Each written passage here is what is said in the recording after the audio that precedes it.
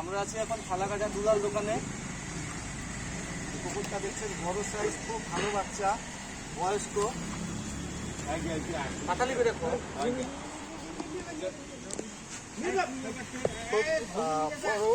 ও অসুস্থ, প্রচন্ড গরমে অসুস্থ হয়ে যায়,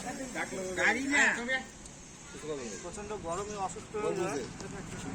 স্যালাইন চলছে, মেডিসিন চলছে, অনুভব আছে ক্যামেরাতে।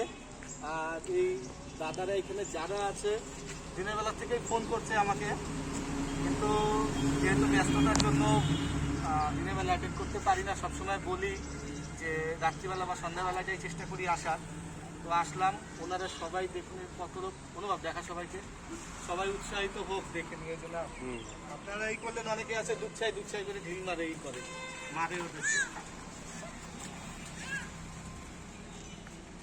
তো স্যালাইন চলছে, আশা করি সুস্থ হয়ে যাবে। মেজর কোনো সমস্যা নেই, তবে আশা করি সুস্থ হবে।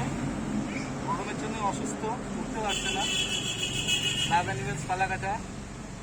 পশুদেরকে মারবেন না, কুকুরদের মারবেন না, ওরা আছে দেখেই এবং যে কোনো পশু পাখি আছে দেখেই মানুষ সম্প্রদায় বেঁচে আছে, জীবিত আছে। এবং এই ভালো মানুষরা যেরকম হেল্প করলো, এরকম পাশে থাকুন ওদের। লাভ অ্যানিমেলস ফালাকাটা। ধন্যবাদ।